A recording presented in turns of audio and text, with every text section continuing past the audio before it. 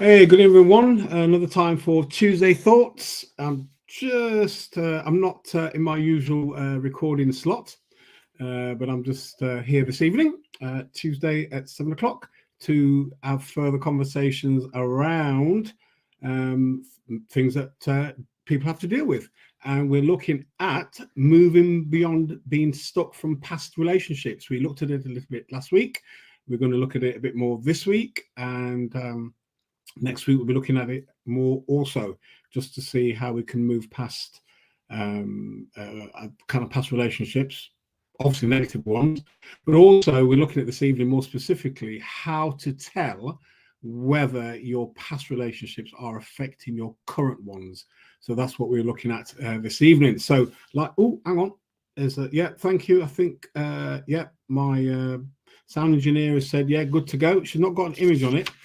This evening, but anyway, good to see you this evening. So we're looking at something really important. Good evening, Sonia. And again, I'm always thankful for people who watch diligently each week. I hope you've got pen and paper to take notes. Yeah, I really do value, and I don't know exactly who is watching who isn't. But some people do let me know. In fact, somebody who's been watching for ages let me know last week that they actually follow it and they watch. I didn't even know. So thank you indeed for your time. And if you're in the UK, brilliant. If you're elsewhere, really good too. So we're looking at the problem of our past relationships affecting current ones, and it is a major problem. And if you're looking, you're kind of scrolling. Good evening, Jenny. If you're scrolling and you're kind of bored, I'd ask you to stay, because there's a specific reason why you really need to deal with past relationships getting in the way of current ones, and it's perhaps more than you actually think. So we looked at this whole thing about past relationships. Good evening, Pepper, and anyone else who's joining, and those who are watching in the week on catch up. It's amazing, even stuff I've done quite a few weeks ago, people are just watching now and making comments and commenting with me. So that's really good. The content is out there that people can access at any time. So one of the things, one of the common traits, and I've heard it for decades since I've been in counselling, one of the sure signs of people being stuck in past relationships, they are attracted to the same type of individual. It's amazing. And sometimes the relationship usually ends very badly. They could then go to a party and there's loads of people, random individuals, and they would be attracted to, or the individual would be attracted to them, the very type of personality type that they've left, and there's been a whole string of relationships. Incredible how it actually happens, but it happens. And so always attracted to the same type of person, and it happens repeatedly. This is what Judith Orloff says. She's a psychiatrist. This is what she says. If one of your parents was a narcissist or an alcoholic, you may find you are attracted to that type of people until you can work through what hurt you in the initial relationship. That's what she says. Empaths do this a lot because they are fixers, and they want to get to heal things. But what is taking place at an unconscious level? You're meeting people who you want to fix, but actually the fixing needs to take place in you. I think I might have mentioned before that work with individuals, they come to see me and the relationship has just about ended, and then the relationship has ended, and then literally a week or 2 weeks later, I'm thinking, right, that on their own, they can start working with them stuff. They're in another blessed relationship. And I'm thinking, oh my gosh, it would have been really good had you stayed on your own to work through some stuff before you get into the next one. This is what she said. They think they can fix themselves by fixing the person. And they think that somehow this is going to heal their original relationships. This is what it says. It never works. So we spend time. I remember, a friend of mine, 2 disastrous relationships. And I said to her, you really kind of meet guys that in a bit of a mess. And she said, well, I like helping. And I thought, yeah, you like fixing. But actually the issue is not the guys. The issue is with yourself. And one of the things you'll hear me say repeatedly, and I hear it from women, there's no good guys left, all men are rubbish. And I say, no, that's not true. I hear from guys that there's no good women left, all women are rubbish. No, it's not. It is not true. The issue is with you. And when you then work through your issues, you're able to get into a place where you start attracting different individuals. And even if you meet somebody who you once were attracted to, you see the red flag straight away. And before it gets too emotional, before any commitment and also commitment from you, you end it. That's what happens.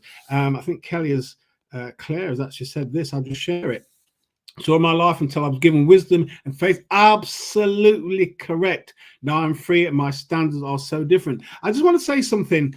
I said it last week. I'm going to say it again. Now, it's something that somebody said recently, and there's a point. Well, Delroy, do you not think that things are meant to be? Meaning that where maybe the relationship is not for everybody. I said before, I don't believe for 1 minute that you have to be in a relationship to be happy. That's one. Secondly, though, as human beings and social beings, we are wired to be in relationship. However, for me, the whole thing about a relationship avoidance, is it because you've got some hang-ups about the relationships you've been in and you've not worked them through, or you have worked them through and you're in a position where you feel really wholesome and comfortable in your own skin? So the answer is not as simple as that. Are things not meant to be? Good evening, Anthony. Really good to see you this evening. I should say Raymond. Really good to see you this evening. So this whole thing about relationships and so forth is really important. Now, let me tell you, if you've got, yes, I'll say a little bit more. So you've got individuals continually attracted to the same type of individual. And what happens that if you want to move forward, you're going to have to look at the wounds that you have, not the other person. But what we do quite often, we don't want to do the internal work, and that internal work is really important. Once we have resolved our issues as far as we can, we're in a different and better position to meet other people. So that's number one. We're attracted to the same type of individual, repeat time and time again. And because we live our lives in patterns, we don't often see the patterns that we're living unless we see a counselor, or we step back and we really pen and paper and start looking at the relations that we've had and looking at some recurring themes and patterns and what's going on for us. Number two, tainted joys. That's an interesting one, isn't it? Tainted joys is about things that you once enjoyed and had pleasure in. Now you don't enjoy them or have pleasure because it's a reminder of a previous relationship. So it could be there's a particular restaurant you want to go to, unbeknown to your new partner, you put a thing on that you don't want to go. Two things: either because there's bad memories, or by going to this new place, you sense there may be a betrayal towards your ex, even though your ex doesn't want to be with you, and so forth and so forth. So tainted joy, something that you once enjoyed, you had pleasure in, you no longer enjoy due to your experiences with your previous ex, and you can't enjoy it now in the present. That's number two. Number three, I kind of mentioned it last week, and somebody made a comment during the week about Delroy was talking about a lot of sexual stuff. So number three is you've got hang-ups about physical intimacy, part of things that's happening in your present relationship. Some signs of our difficulties of past relationships only may show up in the bedroom. It's because there's a reminder of how you were sexually intimate with your ex, maybe the various sexual positions you used with your ex that you didn't really enjoy, and now you're in a new relationship, the person wants to do the same thing, you're not enjoying it. Maybe how you're touched. When this new person touches you in a particular way, it reminds you of your ex. Either you don't like it, or you do like it, but you feel it's a betrayal to your ex. Also, if you find yourself in a position, greeting Elisa, really good to see you all the way from sunny America, I believe. So really good to see you this evening. And here's another one. If you're in an intimate moment with your new partner, intimacy doesn't mean necessarily sexual intercourse, but there's lots of closeness. You are being intimate, but then you're reminded of a previous relationship and you're trying to block it out. That means then your past is having a major implication on your present relationship. A friend of mine was talking to me quite some time ago, actually. So this is nothing present. So as men were talking, he's not a client, he's a personal friend. He said he remembers a long time. Oh, right. Okay. London. Okay. Not America. Oh, well, wishful thinking. Thank you. Yeah, I thought you might be my first overseas student this evening, a viewer this evening. But anyway, well, London is kind of foreign from where I'm at the moment. My friend and I were talking quite some time ago, and he said he remembers somebody who dated years ago, remembers getting very intimate. And then all of a sudden, he said, without warning, she just pushed him off and said, get off. And he said to this day, obviously the relationship's now ended. He said he never knew what happened. She just wouldn't talk about it. But whatever happened, there's either a reminder or a flashback that occurred, which she didn't feel she could talk to about him, and the relationship ended. So he said, Daryl, we were getting intimate and very close. And he said, out of nowhere, she just pushed him off and said, get off. And that was the end of that for them. I think I want to spend a bit of time on the next one. It's about people who are unsure of their attachment styles. And I want to spend a bit of time on this. And there's a reason why I want to spend some time on this. And if you're scrolling and you're just catching this, we're talking about present relationships, our past relationships having problems or being present in our current one, and it's causing problems. I want to talk about our attachment styles, incredibly important. And I'm looking at attachment style beyond how somebody looks, whether they're an athlete, they've got a six-pack, they're tall, they're 6'4", they work out, they're handsome, they've got big business, or a woman who's shapely, looks like a model, all that type of stuff. I'm looking at something beyond the externals of what people may have, because the attachment style is something that we have to live with on a day-to-day basis. And it's really, really important.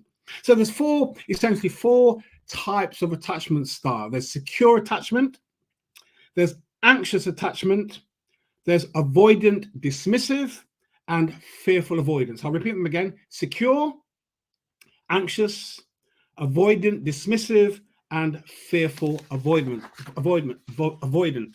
So I just want to spend some time looking at that. Please, if you want to make any comments or ask a question, please do.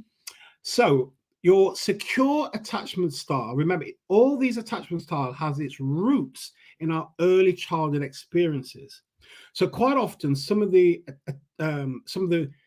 way that we relate in our adulthood has its roots in our very, very early years of experience. So, for example, if you are a child raised in a home where there's lots of hostility, lots of arguing, even before you could speak, you would pick up the vibes. And I mean, violent, hostile arguments between mum and dad, nothing physical in the sense, but there's an atmosphere, and you will sense that as a baby, even before you can talk. So secure attachment style has much to do with the care, the nurturing of the caregiver, was reliable, constant, was there for the child's need. And I don't mean in a kind of spoilt way, but they really nurtured the child, and the relationship between the parent was secure and healthy, and the child or children grow up in a healthy environment. So what happens is that the people grow up having a good sense of themselves, a good sense of self-worth, loving themselves, confident. They do things, they don't even think twice about doing things.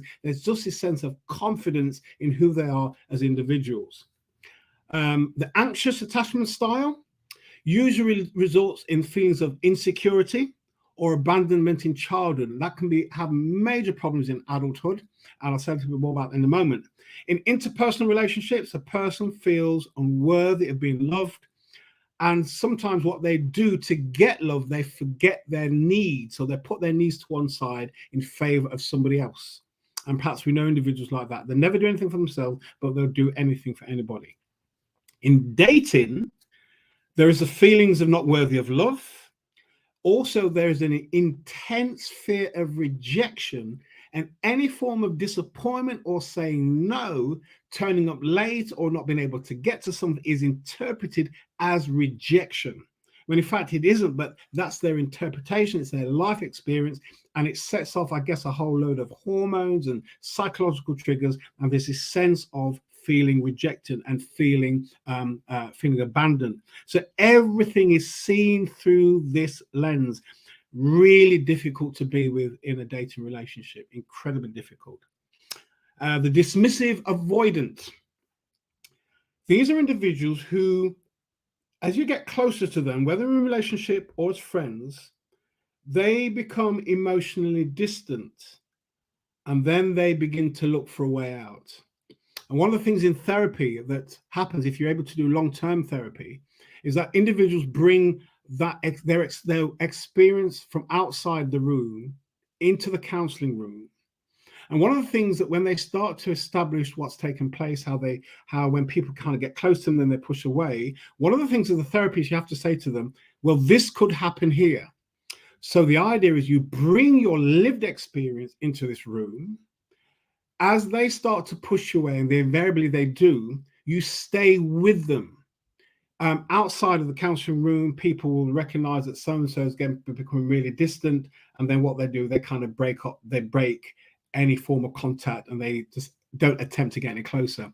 But in the counseling room, and it's happened quite a lot, there's almost a battle that goes on in the counseling room between me and the client. The client desperately pushing me away, but I'm saying firm, and I'm not saying, look, I know you're trying to push me away, but there's a kind of battle that goes on. And if you stay with it long enough, and if they stay with it long enough, the wounds start to be healed, and they leave therapy in a much better space.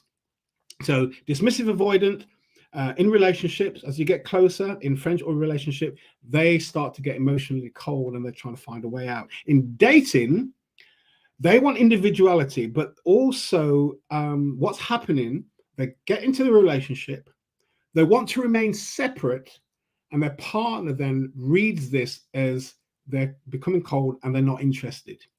But there's issues around attachment, because what they've learned is that you can't trust people, or people can't be trusted. Fearful avoidant is they fear closeness and appear to seek independence, but yet they rely heavily on the support of others. So there's this kind of push and pull. And also there's a tension quite often. They want closeness, but they fear closeness. I've seen it so often. I remember talking to a young woman many years ago. She had loads of partners.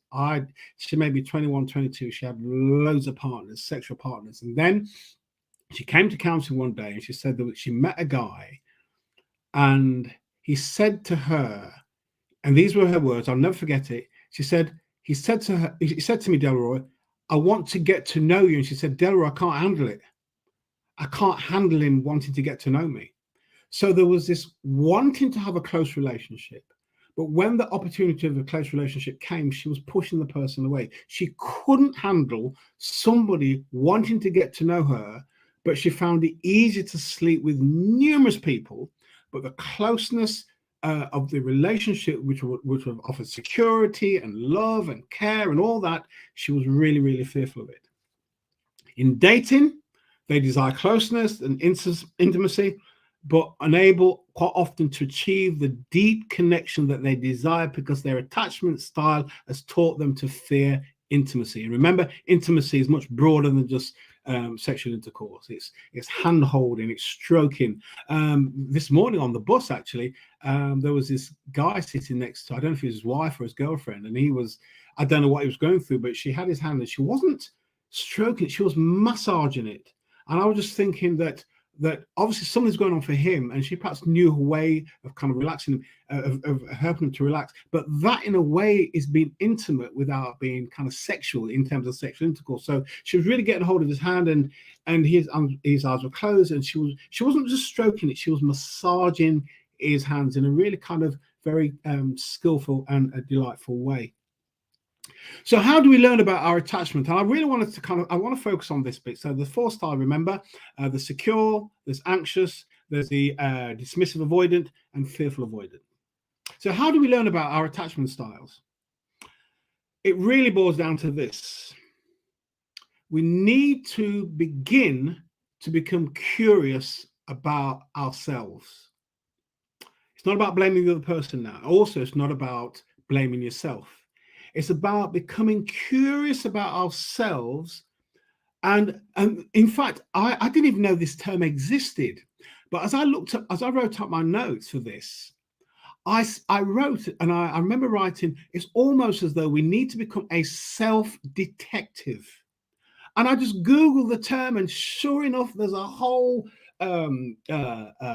there's a website, and there's lots of stuff about being a self-detective, understanding who we are. So we need to become, in fact, I think it's if you Google selfdetective.net, that's right, that's the thing I looked at. I guess there's lots more, but this whole thing about becoming a self-detective, become curious, we begin exploring, we begin discovering, we begin learning, we begin growing.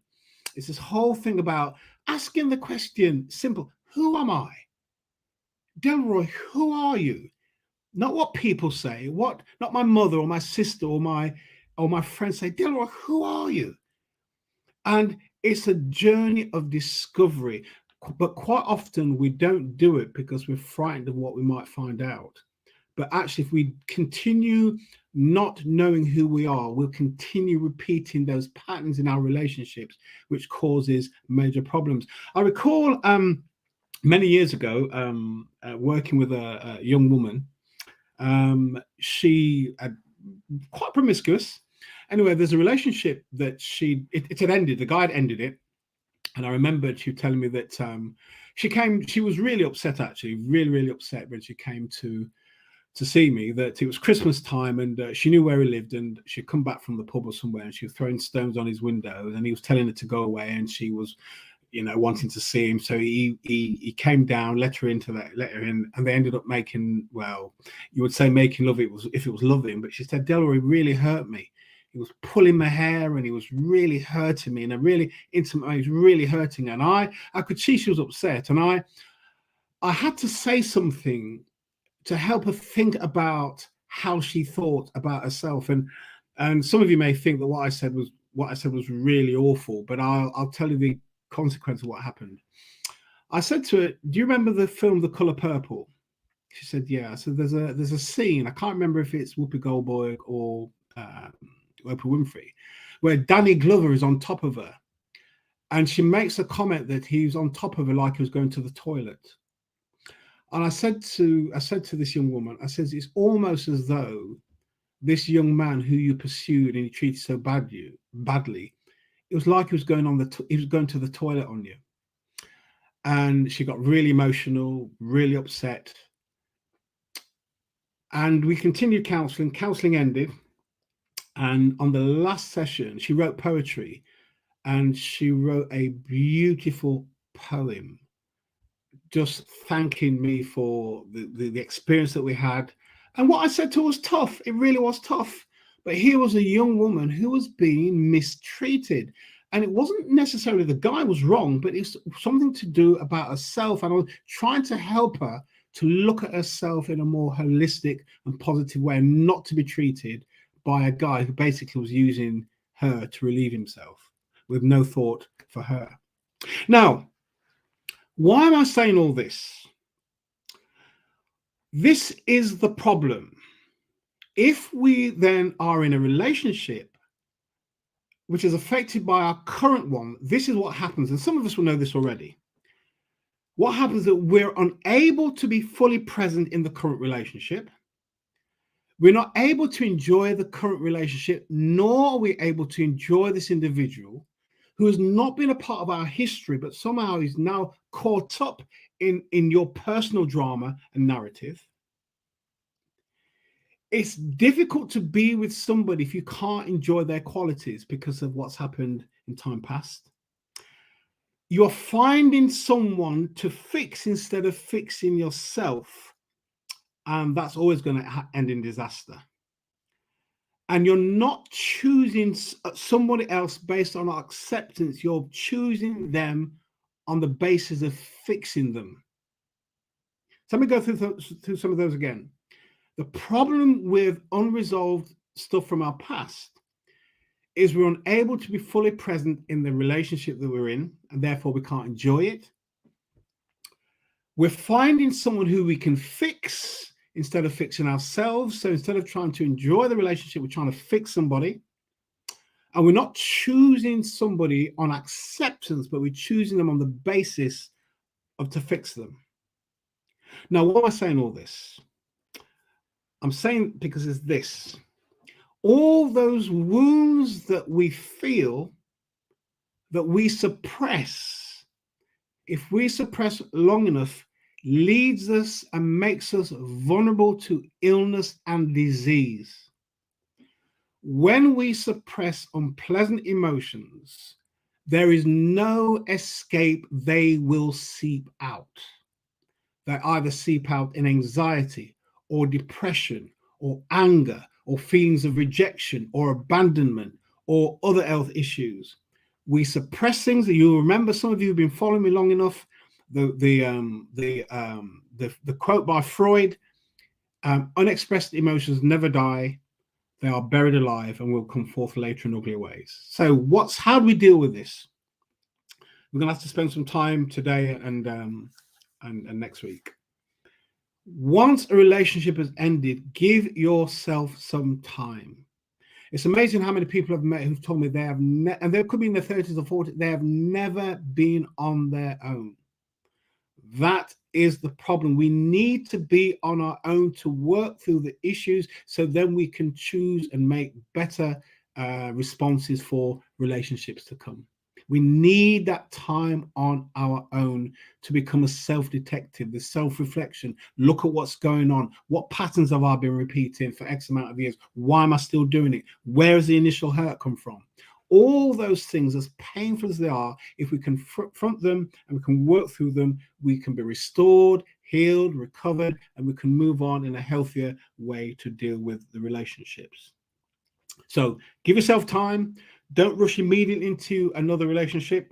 Take time to look at yourself deeply. Also remember this. Sometimes, when I've worked with women who've been in domestic violent relationships and they stay with the individual, and when I ask them, why do you stay with so-and-so, so-and-so? They say, Delroy, I know the pain that he can give me. Better the devil I know than the one I don't. Let me just say this. Remember, not everyone is the same.